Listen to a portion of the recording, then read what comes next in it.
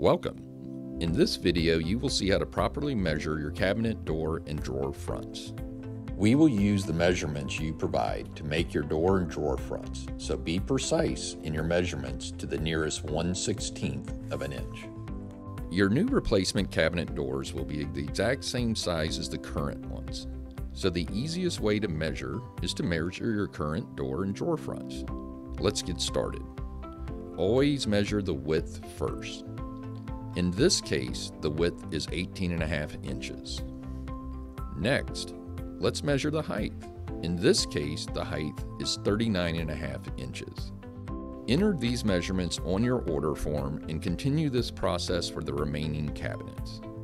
Be sure to measure all cabinet and drawer fronts, even if they appear to be the same size.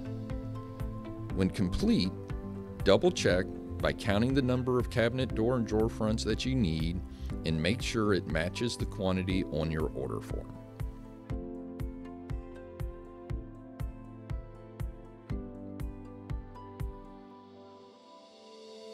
It's that easy.